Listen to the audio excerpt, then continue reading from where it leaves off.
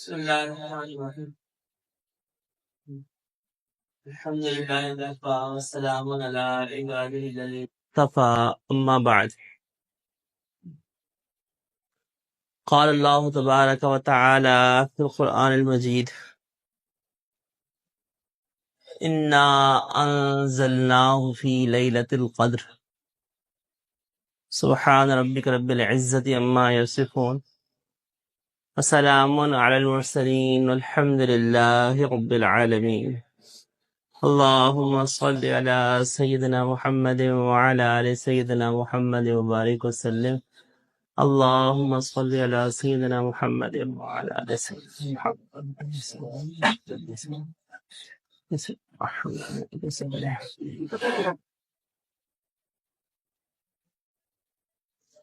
رمضان المبارک کے آخری عشرے کا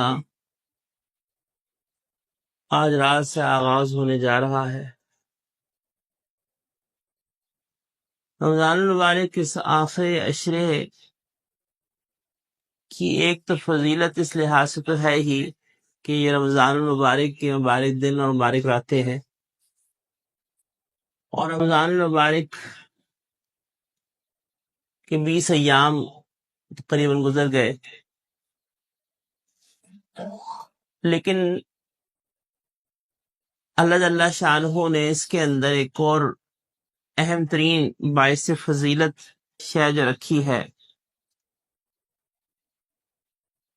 وہ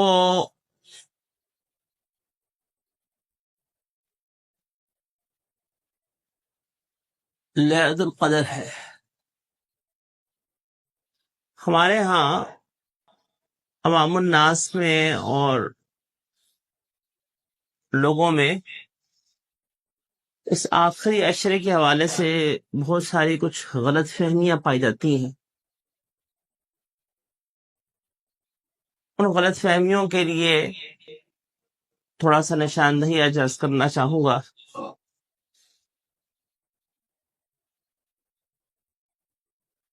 لیلۃ القدر یہ وہ رات ہے جو اللہ جل شانہ نے خاص اس امت کے اعزاز کے لیے عطا فرمائی۔ پچھلی امتوں کو یہ رات نہیں دی گئی۔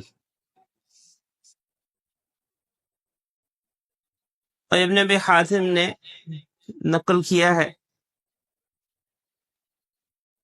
کہ نبی اکرم علیہ الصلوۃ والتسلیمات کی خدمت میں ایک آدمی کا ذکر کیا گیا جو کہ بنی اسرائیل میں سے تھا۔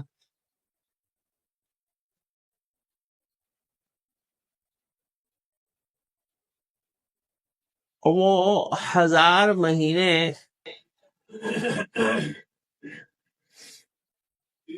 اسلحہ اس نے پہنے رکھا، 1000 مہینے مسلسل جہاد کرتا رہا۔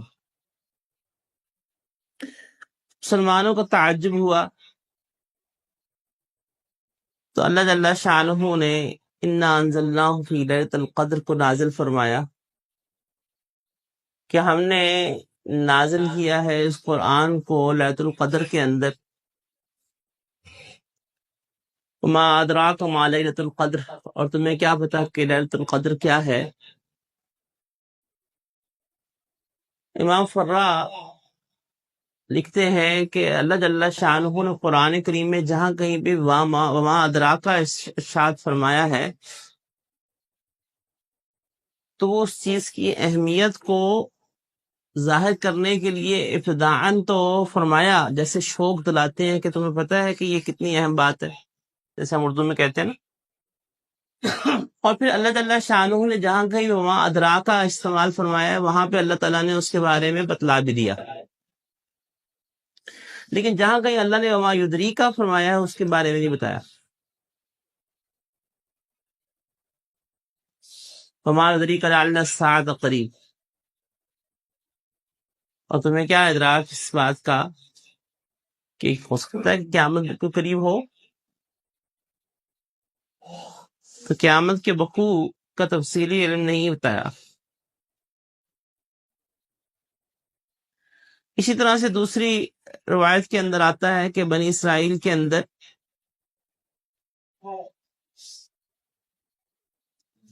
چار اشخاص کا تذکرہ آتا ہے کہ جنہوں نے اللہ کی 80 سال عبادت کی۔ اور 80 سال اس طرح سے عبادت کی کہ اس میں ایک لمحے کے لیے بھی نافرمانی نہیں کی.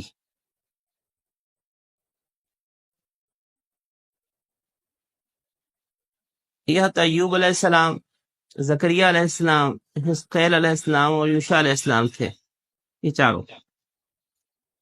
تو صحابہ کرام رضوان اللہ علیہ اجمعین کو تعجب ہوا کہ ان کو تو 80 سال اس طرح کی عبادت مل گئی، زندگی مل گئی کہ اس میں 80 سال انہوں نے مسلسل ایسی عبادت کی کہ اس میں لمحہ بھر نافرمانی بھی نہیں کی، جبکہ ہماری تو اتنی زندگیاں ہی نہیں ہوتی.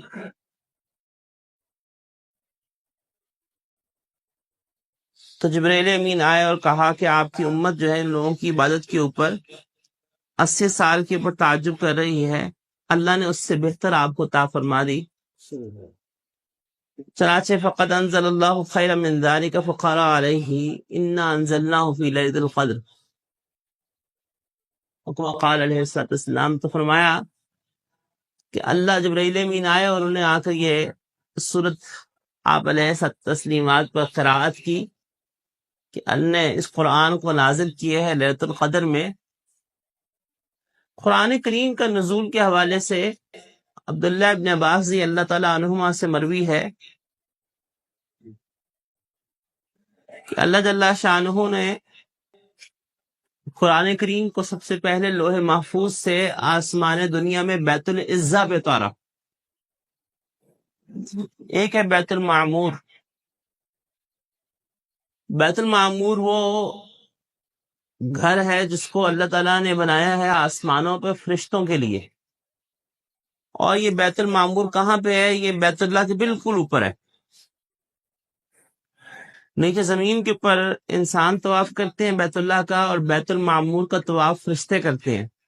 اور فرشتے اتنی کثرت سے ہیں کہ ایک فرشتے کی باری جب ایک دفعہ طواف کے لیے آ جاتی ہے تو قیامت تک کے لیے دوبارہ اس کی باری نہیں آ پاتی، اتنی کثیر تعداد فرشتے ہیں.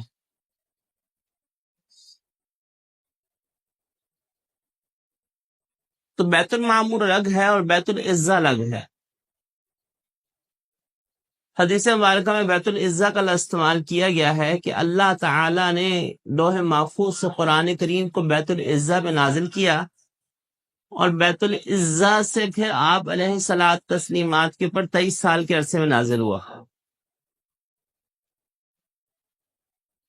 تو لوح محفوظ سے بیت العزہ یہ ایک رات میں نازل ہوا، جس کو لیلۃ القدر کہتے ہیں. اور پھر بیت العزہ سے قرآن کریم آپ علیہ الصلوۃ تسلیمات کے اوپر 23 سال کے عرصے میں نازل ہوا تدریجاً.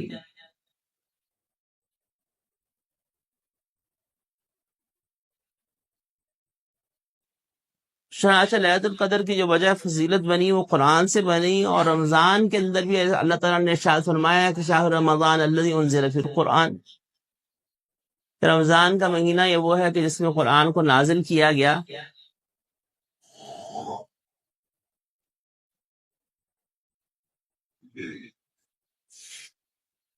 اب اللہ جل شانہ نے اس کے اندر اس لیلۃ القدر کے حوالے سے جو اجر کو بیان فرمایا کہ خیر من الف شہر، 1000 مہینوں سے بہتر ہے.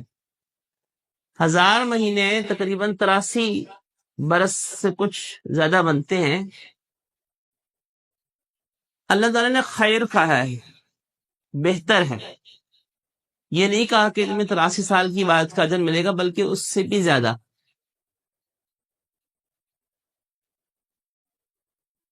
تو چونکہ پچھلی امتوں کی عمریں کم تھیں، زیادہ تھیں، اور اس امت کی عمر کم ہے، اس لیے اللہ تعالیٰ نے فضل فرماتے ہوئے ہمیں اس سے بہتر یہ لیلۃ القدر کی رات عطا فرما دی.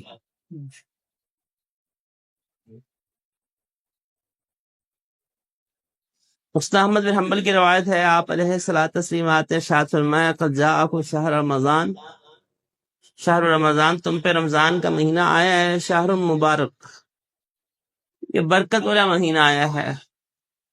اللہ نے فرض کیا ہے اس کے اوپر تمہارے روزوں کو. تفتح فی ابواب الجنہ، اس میں جنت کے دروازے کھول دیے جاتے ہیں، دوزخ کے دروازے بند کر دیے جاتے ہیں، شیطان کو جکڑ دیا جاتا ہے. اور اس میں ایک رات ہے جو کہ خیر من الف شہر، 1000 مہینوں سے بہتر ہے. من حرم جو اس سے محروم کر دیا گیا اس کی خیر سے فقد حرما، وہ واقعی محروم ہو گیا۔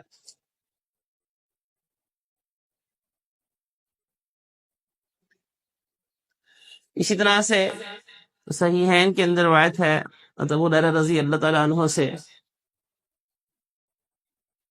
کہ اللہ کے رسول علیہ الصلوٰۃ تسلیمات نے ارشاد فرمایا من قام لیلۃ القدر ایمانا واحتسابا غفر له ما تقدم من ذنبه، جو شخص ایمان اور احتساب کے ساتھ اس رات میں کھڑا ہوا تو اللہ کی طرف سے اس کی بخشش کر دی جاتی ہے ان تمام گناہوں کی جو اس سے پہلے ہوئے۔ حدیث مبارکہ میں دو لفظ، دو صفتیں بیان کی گئی ہیں، ایمان اور احتساب۔ ایمان تو واضح ہے کہ حالت ایمان کے اندر قیام کرے اور کھڑا ہو اللہ کے آگے۔ احتساب سے کیا مراد ہے؟ محدثین نے لکھا ہے کہ احتساب سے مراد اخلاص ہے، کہ خالصاً صرف اور صرف اللہ ہی کے لیے اس اجر کو حاصل کرنے کے لیے کھڑا ہو، دکھلاوے کے لیے نہ کھڑا ہو، اپنی تعریف کے لیے نہ کھڑا ہو۔ اور اخلاص پیدا کرنے کے لیے سب سے آسان طریقہ یہ ہے کہ اپنے آپ کے پلے باندھ لیں کہ آپ نے جتنی بھی نفلی نیکی کرنی ہے اس کو چھپانا ہے۔ آپ اس اہتمام میں جب لگ جائیں گے کہ میں نے جتنے بھی نفلی اعمال کرنے ہیں ان کو میں نے چھپانا ہے، میں نے کسی کو نہیں بتانا، اپنی بیوی کو بھی نہیں بتانا، کسی کو بھی نہیں بتانا، بس اللہ کو بتاؤ اور آپ کو بتاؤ، کسی کو بھی نہ بتاؤ، تو انشاءاللہ اللہ کے فضل سے اللہ تعالیٰ فضل فرما دیں گے اور اخلاص کے راستے میں چلا دیں گے۔ گڑبڑ وہاں آتی ہے کہ جب انسان اپنی نیکیوں کا تذکرہ کرنا شروع کر دیتا ہے، میں نے ایسے کیا، میں نے ایسے کیا، میں نے رات اتنی عبادت کی، میں نے اتنے قرآن پڑھے، میں نے اتنے کیے۔ اس میں کوئی شک کی بات نہیں کہ دوسروں کو ترغیب دینے کے لیے، دعوت دینے کی نیت سے اس قسم کی بات کا اظہار کیا جا سکتا ہے، لیکن اس میں بہت ضروری ہے کہ خالصتاً پھر اخلاص دعوت ہی ہو، اور شیطان یہ نیت خراب کر دیتا ہے۔ اس لیے اس میں مشائخ کا طریقہ کیا ہوتا ہے کہ جب کبھی انہوں نے ترغیب اس قسم کی دینی ہوتی ہے تو وہ اپنے آپ کو نہیں کہتے کہ میں نے کیا ہے، وہ کہتے ہیں اللہ کا ایک بندہ تھا یا ایک صاحب تھے، انہوں نے اس طرح سے کیا، اور کہہ کے وہ اپنا واقعہ بیان کر دیتے ہیں، اپنا نام نہیں لیتے، کیونکہ اپنے ذات کی نفی کرنے کے لیے اور اپنے آپ کو چھپانے کے لیے۔ یہ نفلی اعمال میں فرض اعمال کو ظاہراً کرنے کا حکم ہے، جیسے فرض جماعت، وہ جماعت سے پڑھنے کا حکم ہے، اس میں اخفاء کا حکم نہیں ہے۔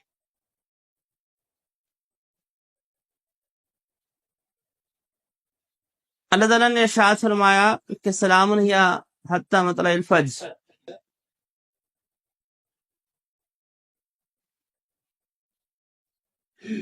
اللہ جل شانہ کی جانب سے اس رات کو سلامتی والا بنایا گیا۔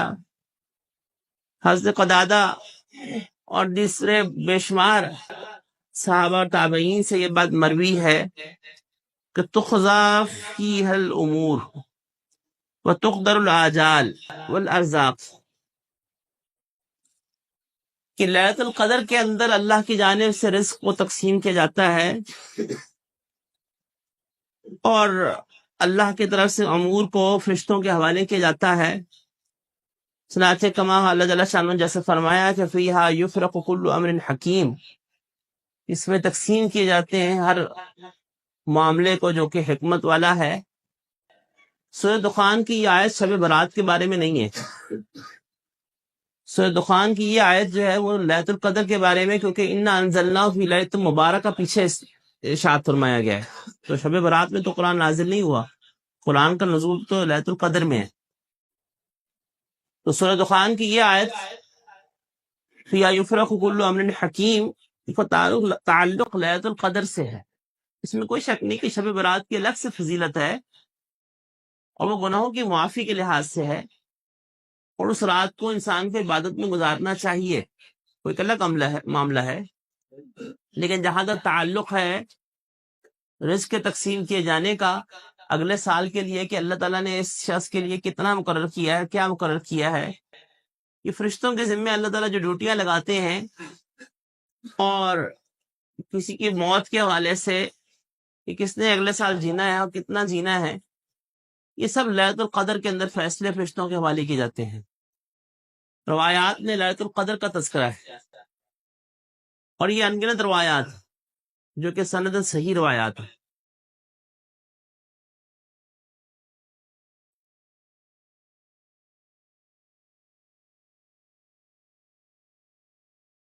امام شعبی سے مروی ہے کہ وہ فرماتے ہیں کہ سلام ہی حتی مطلع الفجر، جو اللہ نے فرمایا تو ملائکہ جو ہے وہ لیلۃ القدر کے اندر اہل مساجد کے اوپر سلامتی بھیجتے ہیں، کہ جو مساجد کے اندر اللہ کی عبادت میں مشغول ہوتے ہیں۔ مراد تراویح کی نماز ہے، کیونکہ نفلی نمازوں کے لیے افضل گھر میں پڑھنا ہے۔ اب لیلۃ القدر کے حوالے سے یہ کون سی رات ہے؟ وہ بڑی ہے جو کہ عوام الناس سے پھیلی ہوئی ہے۔ عوام الناس میں غلط فہمی یہ پھیلی ہوئی ہے کہ وہ صرف اور صرف 27ویں کی رات کا اہتمام کرتے ہیں، اور وہ سمجھتے ہیں کہ بس 27ویں کی رات ہی لیلۃ القدر ہے۔ حالانکہ اگر ہم احادیث مبارکہ کے ذخیرے کو دیکھیں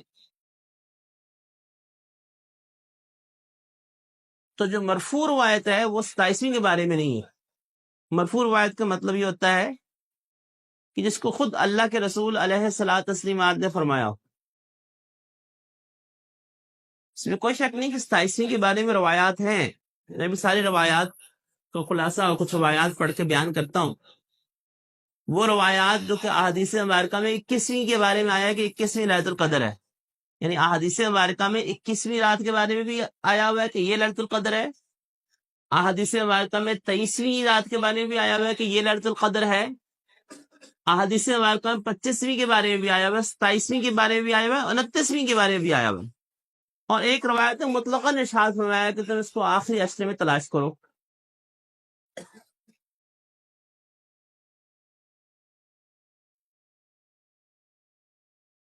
یہ ایکو نہ کم کر دے، وہ ساری ساؤنڈ خراب ہوتی ہے۔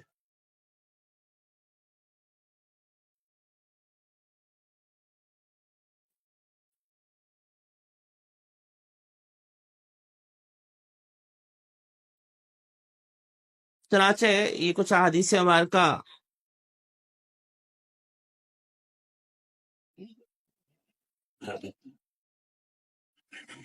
حضرت ابو ہریرہ رضی اللہ تعالیٰ عنہ، ابو داؤد طیالسی رحمۃ اللہ علیہ نے یہ روایت نقل کی ہے کہ آپ علیہ الصلوۃ والتسلیمات نے لیلۃ القدر کے حوالے سے ارشاد فرمایا کہ لیلۃ القدر 27ویں کی رات ہے یا 29ویں کی رات ہے۔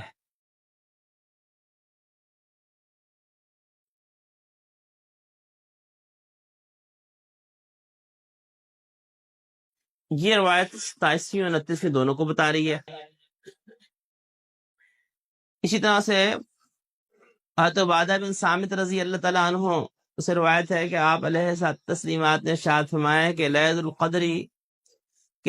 القدر آخر کے 10 عشرے میں ہے، جس نے اس میں قیام کیا اجر کو پاتے ہوئے تو اللہ تعالیٰ اس کے پچھلے گناہوں کو معاف فرما دیں گے، اور یہ طاق رات میں ہے، 29ویں میں یا 27ویں میں یا 25ویں میں یا 23ویں میں۔ وقال رسول اللہ صلی اللہ تعالی علیہ وسلم، آپ علیہ الصلوۃ والتسلیمات نے ارشاد فرمایا کہ اس رات کی علامت کیا ہے کہ انما لیلۃ القدر انہا صافیہ، یہ رات بالکل صاف شفاف ہوتی ہے۔ صاف شفاف ہونے کا مطلب یہ ہے کہ آسمان بالکل صاف ستھرا ہوگا۔ صاف ستھرا ہونے سے مراد یہ نہیں ہے کہ بادل نہیں ہوں گے۔ اس رات میں بارش ہونا ممکن ہے، یہ بھی ممکن ہے کہ رات میں بارش ہو جائے۔ تو پھر صاف کا مطلب کیا ہے؟ صاف کا مطلب بظاہر وہ یہ ہے کہ اس رات کے اندر ایک سکون واضح محسوس ہوگا، کأن فیہا قمرا ساطعا، یہ آگے معنی بیان کیا گیا کہ گویا کہ اس میں 14ویں کا چاند بالکل روشن ہے، یعنی جس طرح سے چاند ایک روشنی والا ہوتا ہے اور نکلا ہوا ہوتا ہے، تو اسی طرح سے اس رات کے اندر سکون اور واضح والی ہوگی.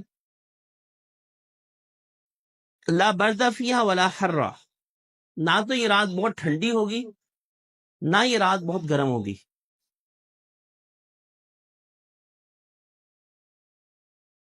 نہ ہی اس رات کے اندر کوئی ستارہ ٹوٹ کے گرے گا یہاں تک کہ صبح ہو جائے. اور اس طرح اس کی نشانی میں سے یہ ہے کہ جس وقت صبح سورج طلوع ہوگا تو سورج ایسا ہوگا کہ جیسا کہ بالکل اس کو کسی نے بجھا دیا ہے، یعنی سورج کی تمازت بظاہر محسوس نہیں ہو رہی ہوگی. جس طرح سے سورج گرہن کے اندر ہوتا ہے نا، وہ تو ایک بالکل اندھیرا آ جاتا ہے سورج گرہن کے اندر. یوں سمجھے کہ روشنی کے اندر فرق ایک ایسا سا ہوگا کہ جیسے روشنی کو کم کر دیا گیا سورج طلوع ہوتے وقت، جیسے سورج نکل تو رہا ہے مگر سورج کی شعاع نہیں ہے. حدیث مبارکہ میں لا شعاع کا لفظ بھی استعمال کیا گیا ہے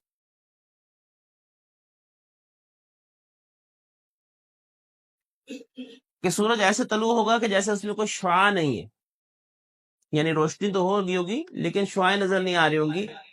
یہ اس کی ایک بڑی علامت ہے کہ گزشتہ رات جو تھی وہ لیلۃ القدر تھی.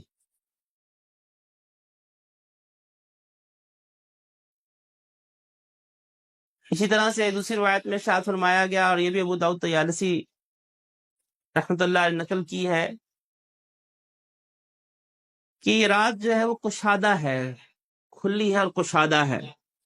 لا حارہ ولا باردہ، نہ سے بہت گرمی ہے نہ بہت سردی ہے.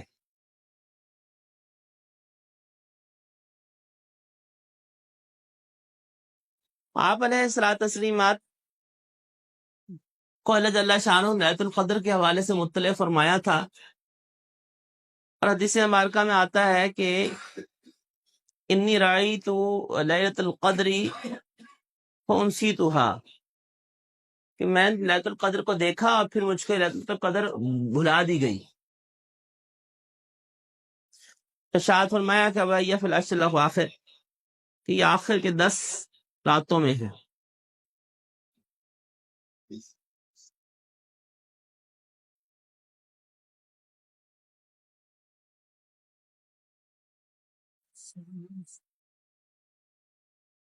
ستائیسویں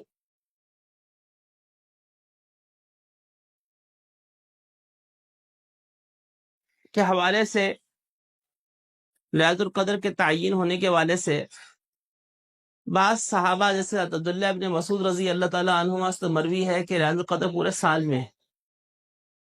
حضرت ابی بن کعب رضی اللہ تعالیٰ عنہ کو جب یہ پتہ چلا کہ عبداللہ ابن مسعود رضی اللہ تعالیٰ عنہ نے یہ کہا ہے کہ لیلۃ القدر پورے سال میں ہے، تو فرمایا کہ اللہ رحم کرے عبداللہ ابن مسعود رضی اللہ تعالیٰ عنہ پہ. انہوں نے اس لیے فرمایا کہ لوگ کہیں بھروسہ کر کے نہ بیٹھ جائیں ایک ہی رات کے اوپر، جیسے ہمارے ہاں عوام الناس میں ہو چکا ہوا ہے. استثنیات تو ہیں.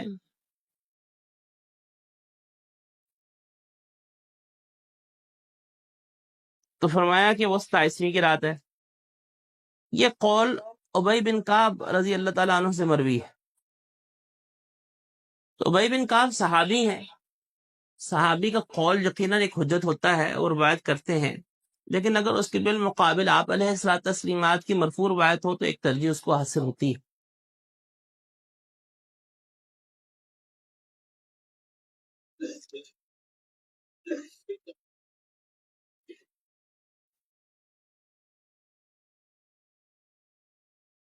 عبداللہ ابن مسعود رضی اللہ تعالیٰ عنہ سے ہی مروی ہے کہ یہ 21ویں کی، بعض رات نے کہا یہ 21ویں کی رات ہے. 21ویں کی رات کی دلیل کیا ہے؟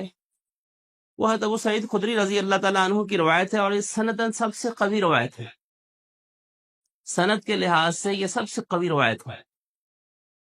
اور وہ روایت کیا ہے کہ جبرائیل امین آپ علیہ الصلوۃ والسلام، کہ آپ علیہ الصلوۃ والسلام نے ارشاد فرمایا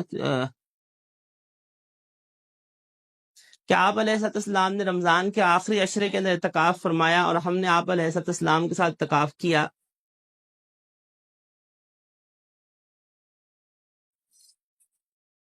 پھر جبرائیل امین دوبارہ آپ علیہ السلام کے پاس آئے اور پھر آپ علیہ السلام نے مزید اعتکاف فرمایا. یعنی پہلے عشرے کا اعتکاف فرمایا، یعنی پہلے جو رمضان المبارک کا پہلے 10 دن ان کا اعتکاف فرمایا، پھر درمیان کے عشرے کا اعتکاف فرمایا اور پھر آخری عشرے کا اعتکاف فرمایا. چنانچہ آپ علیہ السلام نے ہمیں خطبہ دیا رمضان کی 20ویں رات کو اور کہا کہ جس نے میرے ساتھ اعتکاف کر رہا ہے تو وہ واپس لوٹ آئے، کیونکہ میں نے لیلۃ القدر کو دیکھا ہے اور مجھے بلا دی گئی اور وہ آخر کے 10 راتوں میں ہے. وَإِنِّي رَأَيْتُ كَأَنِّي أَسْجُدُ فِي طِينٍ وَمَاءٍ. آپ علیہ السلام نے ارشاد فرمایا کہ میں نے دیکھا اس کو کہ گویا میں کیچڑ میں اور پانی کے اندر سجدہ کر رہا ہوں. یعنی اس رات کا ایک منظر آپ علیہ السلام کو دکھلایا گیا کہ وہ لیلۃ القدر کی رات کے اندر آپ علیہ السلام اس طرح سے نماز پڑھ رہے ہیں کہ اس رات کو کیچڑ ہے اور اس میں آپ علیہ السلام سجدہ فرما رہے ہیں، یعنی مٹی تھوڑی سی جیسے گیلی ہو جاتی ہے.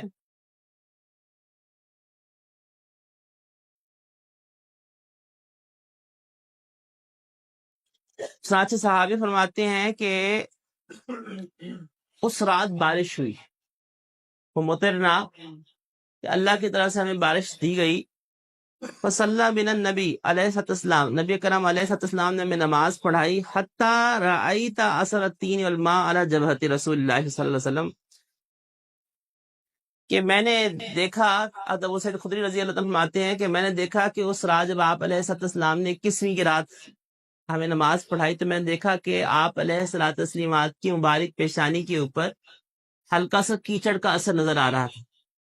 یعنی آپ علیہ الصلوۃ والتسلیمات نے 21ویں کی رات شروع ہونے سے پہلے یہ ارشاد فرمایا کہ مجھے رات دکھلائی گئی اور اس رات میں نے سجدہ کرتے اپنے آپ کو دیکھا کیچڑ میں اور پانی کے اندر. تو راوی فرماتے ہیں کہ اس رات بارش ہوئی، یعنی 21ویں کی رات کو، اور یہ بخاری اور مسلم شریف کی روایت ہے. اور اس سے میں نے عرض کیا کہ امام شافعی رحمۃ اللہ نے لکھا ہے کہ سند سب سے کبھی روایت اس باب میں یہ. اس کا اب یہ مطلب نہیں کہ صرف 21ویں ہی ہے، کیونکہ حدیث مبارکہ میں نے شروع میں عرض کیا کہ 23ویں کے بارے میں بھی ہے. حدیث مبارکہ میں روایات 25ویں کے اندر بھی ہیں، 27ویں کے اندر بھی ہیں، 29ویں کے اندر ہے. یہ تو ہمارے ہاں ایک غلط فہمی چل پڑی ہوئی ہے کہ صرف 27ویں کے اندر زور لگا لیتے ہیں اور باقی راتوں کو اہتمام نہیں کرتے.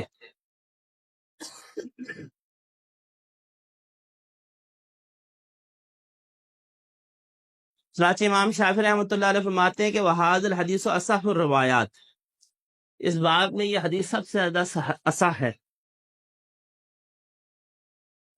23ویں کی دلیل عبداللہ بن انیس رضی اللہ تعالیٰ عنہ کی روایت، اور یہ بھی صحیح مسلم کی روایت ہے.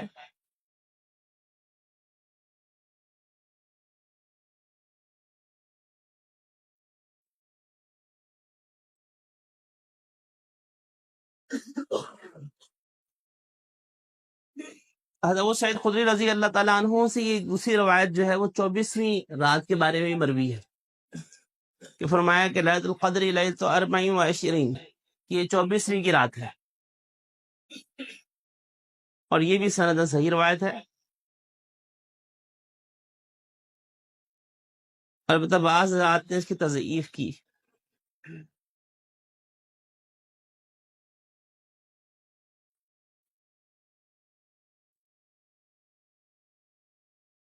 حضرت قتادہ عبداللہ بن وہب ان سے مروی 24ویں کی رات کے بارے میں ہے کہ لیلۃ القدر 24ویں کی رات ہے. حضرت واصلہ بن اسقا ان سے مروی یہ ہے کہ قرآن ان سے بھی یہی مروی ہے کہ 24ویں کی رات ہے. 25ویں کی رات کے حوالے سے دلیل بخاری شریف کی روایت کے فرمایا کہ التمسوها فی العشر الاواخر، یہ اس رات کو آخر کے عشرے میں تلاش کرو.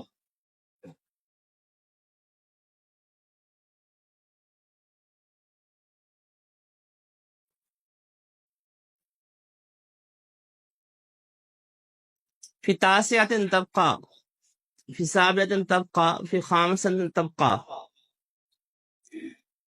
کہ جب 9 دن باقی رہ جائیں یعنی 21ویں، جب 7 دن باقی رہ جائیں یعنی 23ویں، اور جب 5 دن باقی رہ جائیں یعنی 25ویں۔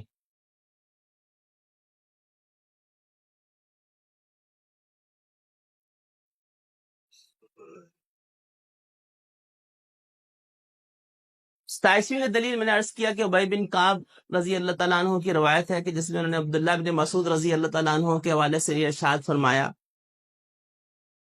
کہ جب انہوں نے کہا کہ لیلۃ القدر پورے سال میں گھومتی ہے تو کہا کہ اللہ پہ رحم کرے تو 27ویں کی رات ہے۔ تو صحابہ نے پوچھا، لوگوں نے پوچھا کیف تعلمون ذلک، آپ کو کیسے پتا؟ کہا قال بالعلامتی، کہا علامت کے ساتھ یا آیت کے ساتھ۔ تو فرمایا کہ اس دن طلوع ہوتا ہے کہ لا شعاع لہا، اس سورج طلوع اس طرح سے ہوگا کہ اس کی شعاع نہیں ہوگی۔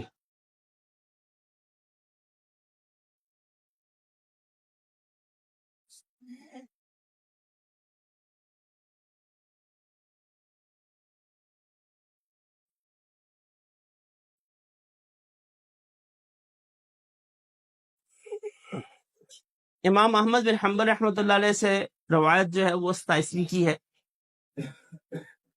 اسی طرح سے ایک اور بڑی جماعت کا قول جو ہے وہ 27ویں کا ہے، لیکن اگر ہم احادیث کے ذخیرے میں دیکھتے ہیں تو میں نے عرض کیا نا کہ احادیث کے ذخیرے میں ہمیں ہر رات کے حوالے سے تذکرہ مل رہا ہے،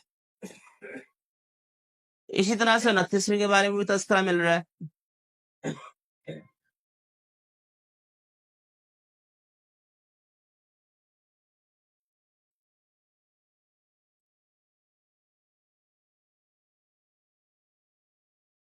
تو اب یہاں پہ طالب علمانہ سوال جو پیدا ہوتا ہے کہ احادیث مبارکہ کے اندر یہ اس رات کے حوالے سے مختلف اقوال کیوں ہیں؟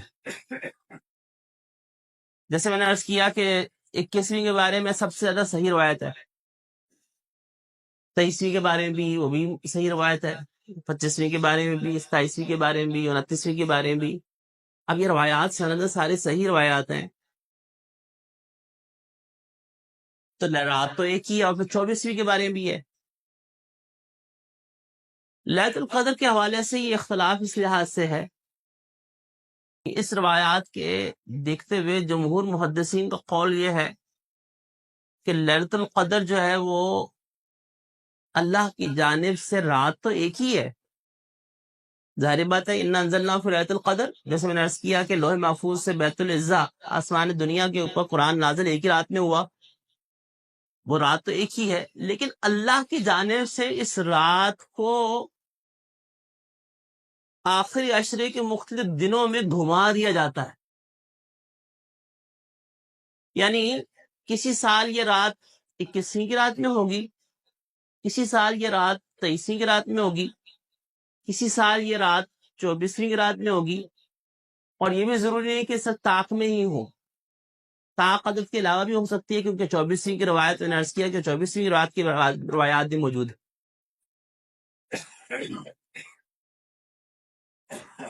تو ان سب روایات کو دیکھتے ہوئے محدثین نے یہ لکھا کہ رمضان کے آخر کی 10 راتوں میں سے ہر رات کو یہ سمجھ کے عبادت کی جائے کہ ہو سکتا ہے کہ یہ ہے لیلۃ القدر، صرف ایک ہی رات کو سارا زور نہ لگایا جائے۔ اگر بالفرض ہم نے ساری رات عبادت کی یہ سوچ کے 27ویں کی کہ یہ آج لیلۃ القدر ہے، اور وہ عند اللہ اس سال 21ویں کی رات ہو یا 23ویں کی رات ہو، تو ہم تو پھر لیلۃ القدر سے محروم رہے گے اس سال۔ تو وہ رات جو کہ سال میں ایک دفعہ آنی ہے، اس میں بھی انسان سستی کرے تو پھر تو انسان کی بہت محرومی کی بات ہے۔ کیا فرق پڑتا ہے کہ اگر ہم آخر کے 10 عشرے کے اندر ہر رات کے اندر تھوڑا سا اہتمام کر لیں؟ اب اہتمام کیا کریں؟ آپ میں سے اکثر کاروباری طبقہ بھی ہے، وہ کہتے ہیں کہ جی ہمارا تو سیزن ہی ہے، تو پھر اہتمام کیا کیا جائے کہ جس میں ہم یہ کہیں کہ ہاں جس نے یہ اہتمام کیا، یہ پکی بات ہے کہ وہ لیلۃ القدر کے اندر سے کچھ حصہ اس کو مل ضرور گیا۔ پہلا اہتمام تو یہ کرے کہ فجر کی نماز اور عشاء کی نماز یہ باجماعت ادا کرے. اس کے اندر کسی قسم کا سمجھوتا نہ کرے،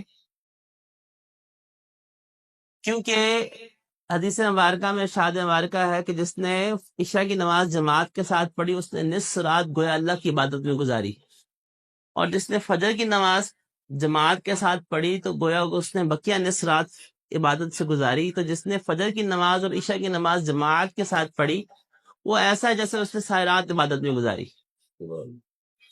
تو پہلا اہتمام تو یہ کرنا ہے کہ ان آخر کے 10 دنوں میں فجر کی نماز جماعت سے پڑھنی ہے اور عشاء کی نماز بھی جماعت سے پڑھنی ہے. دوسرا اہتمام، عبادات 3 طرح کی ہیں، التحیات للہ والصلوات والطیبات. تمام قولی عبادات، بدنی عبادات اور مالی عبادات اللہ کے لیے ہیں. ہم ہر نماز میں اس کا اللہ تعالیٰ سے کہتے ہیں التحیات للہ، اللہ ساری قولی عبادتیں آپ کے لیے ہیں، ساری بدنی عبادتیں آپ کے لیے ہیں، ساری مالی عبادات آپ کے لیے.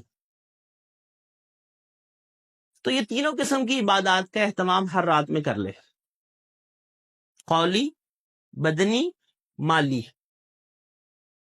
وہ کیسے؟ آخری عشرے کی ہر رات کے اندر کم از کم یہ اہتمام کر لیں کہ یا تو مغرب کی نماز کے ساتھ یا کم از کم تراویحوں کے بعد 2 رکعت نفل تو لازمی پڑھ لیں. کسی نے 2 رکعت نفل پڑھ لیے اور رات لیلۃ القدر کی تھی تو اس نے کچھ نہ کچھ حصہ تو لے لیا نا، اور جسے ساری رات عبادت میں گزارے تو اس نے تو خود کمائی کر لی، اس تو سیزن لگا لیا. یہ نیکیوں کا سیزن ہے نا.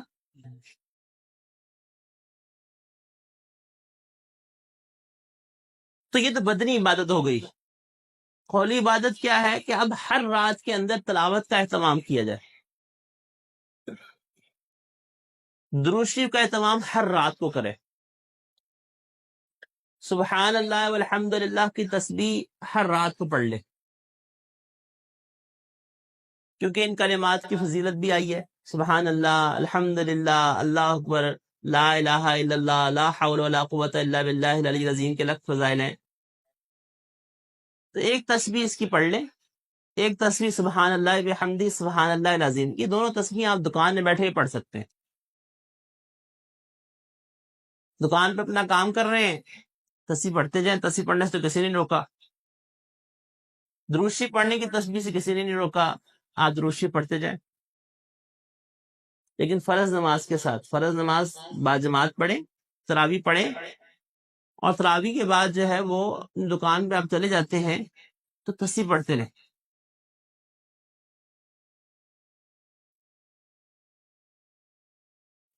اور بدنی عبادت ہو گئی، قولی عبادت ہو گئی، اور مالی عبادت رہ گئی. تو ہر رات میں کچھ نہ کچھ رقم اللہ کے راستے میں ضرور دیں، تاکہ یہ تینوں طرح کی عبادات جمع ہو جائیں. اور ہر رات کو یہ سمجھ کے ضرور کریں کہ ہو سکتا ہے کہ یہ آج کی رات ہے، کیونکہ میں نے عرض کیا کہ ان تمام روایات کے ذخیرے کے تطبیق محدثین نے یہی دیا، اور اسی کے اوپر جمہور امت ہے کہ لیلۃ القدر سرکولیٹ کرتی رہتی ہے. اسی لیے روایات کے اندر، مختلف حدیث کے اندر مختلف اوقات کا تذکرہ ہے. اگر مشائخ کو دیکھیں، فقہا کو دیکھیں، تو ہر رات کے بارے میں لیلۃ القدر کو پانے والوں کو بے شمار اقوال. کتنے لوگ ایسے ہیں کہ انہوں نے کہا کہ ہم نے 21ویں کو پایا، کتنے لوگ ایسے ہیں کہ انہوں نے کہا کہ ہم نے 23ویں کو پایا، 25ویں کو پایا، 27ویں کو پایا، 29ویں کو پایا. تو ہر رات میں ہی اس کا اہتمام ہو. اور ظاہر بات ہے کہ جو شخص اعتکاف میں ہوتا ہے تو اعتکاف کا جو مقصد ہی یہ ہوتا ہے. تو کوئی شخص ہمت کر کے اعتکاف کر سکتا ہے تو سب سے افضل بات ہے کہ اس کا تو مقصد یہ تھا کہ اس نے اعتکاف کیا اس رات کو پانے کے لیے. اسی طرح سے ہر رات کے اندر ام المومنین سیدہ عائشہ صدیقہ رضی اللہ تعالیٰ سے روایت ہے کہ انہوں نے پوچھا کہ یا رسول اللہ، اگر مجھے لیلۃ القدر مل جائے تو میں کیا کروں، کیا مانگوں اللہ سے؟ تو فرمایا اللہم انا، یہ دعا مانگو، اللہم انک عفو تحب العفو فاعف عنی، کہ اللہ آپ معاف کرنے والے ہیں، معاف کرنے کو پسند کرتے ہیں، فاعف عنی، مجھے معاف کر دے. کیونکہ جس کو اللہ نے معاف کر دیا اس کا بیڑا پار.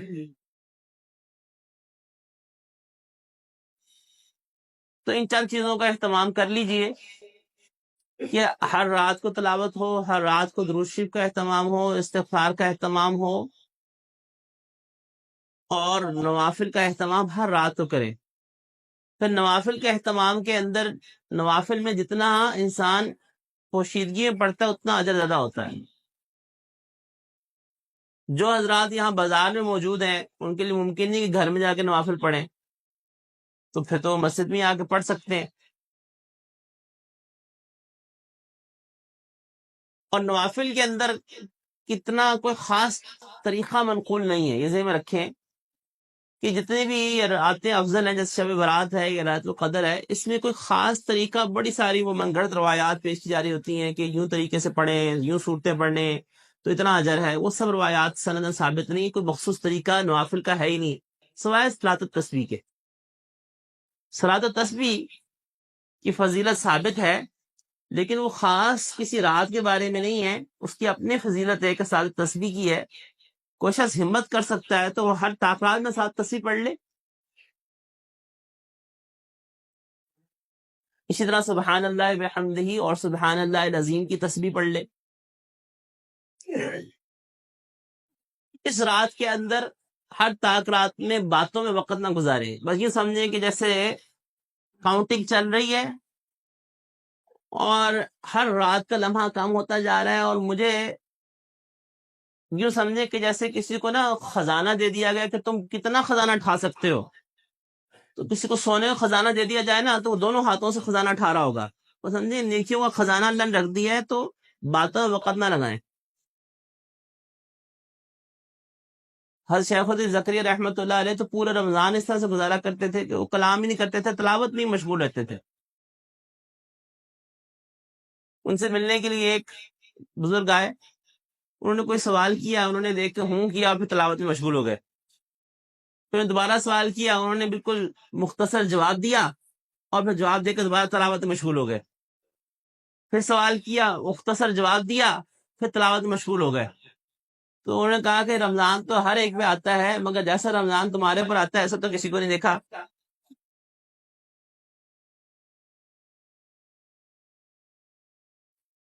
تو راتوں کو قیمتی سمجھیں، موبائل کے اوپر وقت نہ گزاریں، ان طاق راتوں میں بالکل موبائل کو سائڈ پہ کر دیں تاکہ عبادت میں اور مشاغل کے اندر اور رات کے اندر وقت گزر سکے۔ وآخر دعوانا الحمدللہ رب العالمین۔